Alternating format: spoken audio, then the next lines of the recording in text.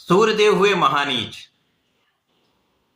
17 अक्टूबर को 9 ग्रहों में राजा सूर्यदेव अपनी राशि का परिवर्तन करके दैत्य गुरु शुक्राचार्य की तुला राशि में प्रवेश कर चुके हैं। अब चूंकि तुला राशि सूर्यदेव की नीच राशि है तथा ज्योतिष के नियमानुसार जब भी कोई ग्रह अपनी नीच राशि में पहुंचता है तो उसके परिणाम नकारात्मक हो जाते हैं। उसकी क्षमता में, उसके सामर्थ्य में, उसके बल में न्यूनता आ जाती है। अब जब 9 ग्रहों के राजा सूर्यदेव स्वयं ही नीच राशि में जाएंगे तो किस प्रकार का परिणाम प्राप्त होने वाला है। जय श्री गणेश। नमस्कार, मैं आचार्य संजय द्विवेदी। मेरे समस्त प्रबुद्ध दर्शकों का मेरे चैनल पर हार्दिक स्वागत है। प्रिय दर्शकों, आज मैं सूर्यदेव के राशि परिवर्तन प्रभाव को लेकर आपके सम्मुख उपस्थित हूं। 17 अक्टूबर को सूर्यदेव का राशि परिवर्तन होगा। ये अपनी नीच राशि में पहुंचेंगे तथा इनका ये गोचर काल 16 नवंबर तक चलने वाला है। अब चूंकि 9 ग्रहों में राजा हैं सूर्यदेव, राजा के समान ही इनका सामर्थ्य है, क्षमता है, प्रभाव है, एक विशेष कर्तव्य है, उत्तरदायित्व है। आत्मबल के कारक सूर्यदेव है, पिता के कारक सूर्यदेव है। इसी प्रकार से इनका कार्यकत्व भी है। ये संपूर्ण जगत के पालन पोषण का कार्य करते हैं, क्योंकि सूर्यदेव की प्रथम किरण से ही इस संसार में जीवन का संचार हो जाता है, ऊर्जा का प्रवाह हो जाता है। तथा सूर्यदेव शासन प्रशासन के कारक हैं, प्रशासनिक सेवाओं के कारक हैं, राजतंत्र के कारक हैं, नेतृत्व के कारक हैं, समस्त राजकीय कार्यों के कारक सूर्यदेव हैं। अब सूर्यदेव जब नीच के होंगे तो निश्चित ही कहीं न कहीं कुछ निर्बलता अवश्य आती है, परंतु ये अलग अलग राशियों के लिए अलग अलग भाव में होकर अलग अलग परिणामों की प्राप्ति कराने वाला होगा। आज मैं वृश्चिक राशि के लिए सूर्यदेव के साथ राशि परिवर्तन का तथा नीचत्व काल का किस प्रकार का प्रभाव प्राप्त होगा, इस समय में आप लाभ ले पाएंगे अथवा कहीं पर कोई समस्या होगी, संपूर्ण विश्लेषण मैं पूर्ण तर्क के साथ करने जा रहा हूं। यदि कहीं पर कोई समस्या है तो उसका क्या निराकरण है, यह भी मैं बताने वाला हूं। प्रिय दर्शकों, इस राशिफल को आप अपने चंद्र राशि के आधार पर देखें, अर्थात आपकी जन्म कुंडली में यदि 8 नंबर में चंद्रमा है तो आपकी वृश्चिक राशि है। प्रिय दर्शकों, वृश्चिक राशि मंगल की राशि है जो 9 ग्रहों में सेनापति हैं।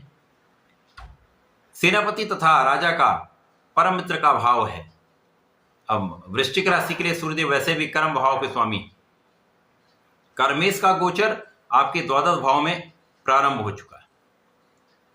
द्वादश भाव जो कि तृक भाव है, व्यय का भाव है, निर्बलता का भाव है। यद्यपि सूर्य को किसी प्रकार का कोई तृक दोष नहीं लगता है, परंतु यहां पर ये अपनी नीच राशि में होंगे।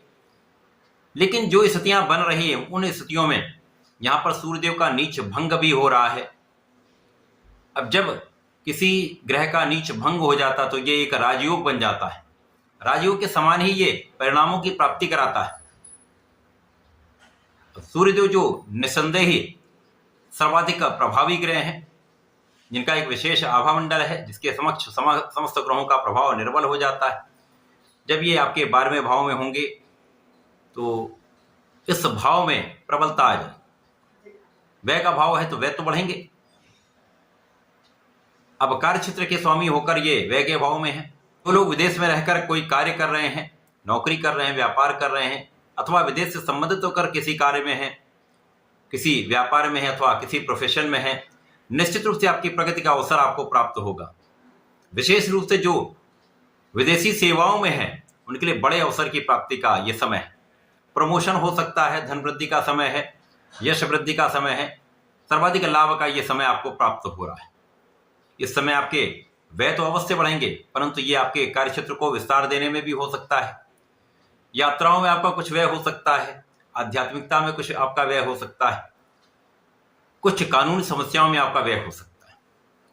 इस समय में निश्चित रूप से आप अपनी समस्त कानूनी समस्याओं में विजयी रहने वाले हैं। दुश्मनों का पराभव होगा, शत्रुओं पर आपकी विजय निश्चित है। इस समय में आप अपने रोगों से भी मुक्त रहेंगे। केवल अपनी आंखों का ध्यान रखिएगा। विशेष रूप से बाईं आंख में समस्या का योग बनता है, परंतु अन्य किसी बड़े रोग का कोई योग नहीं। इस समय आप संतुलित भी रहेंगे, आपका नियंत्रण भी रहेगा तथा इस समय में आप अपने ऋण से भी मुक्त हो सकते हैं।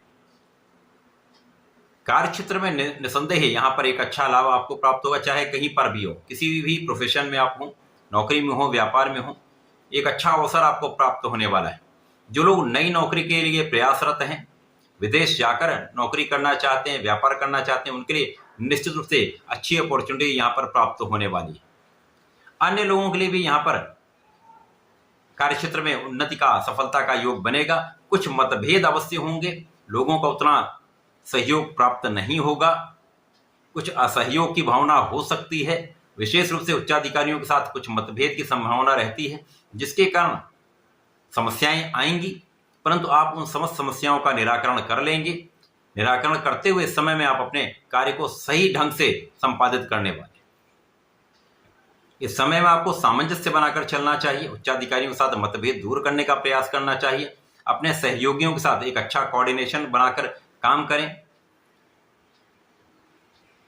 तो ये समय आपको बहुत सहयोग दिलाने वाला होगा, लाभ देने वाला होगा।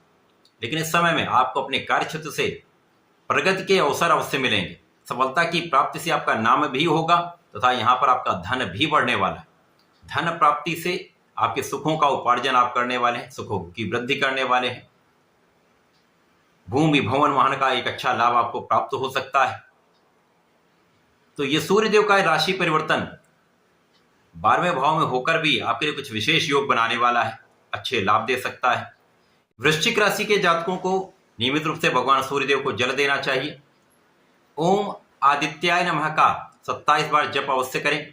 गायत्री मंत्र का जप इस समय कर लेते हैं तो विशेष लाभ मिलेगा। तो प्रत्येक मंगलवार को भगवान शंकर मोचन की शरण में रहकर ओम हम हनुमते नमः का 27 बार जप करके घर से बाहर निकले, किसी काम पर जाएं तो ये जप करके जाएं, आपके कार्य भी सिद्ध होंगे, विघ्न भी दूर होंगे, समस्त समस्याओं का समापन होगा। तो ऐसा करके समय का उपयोग करके लाभ लें। धन्यवाद, नमस्कार।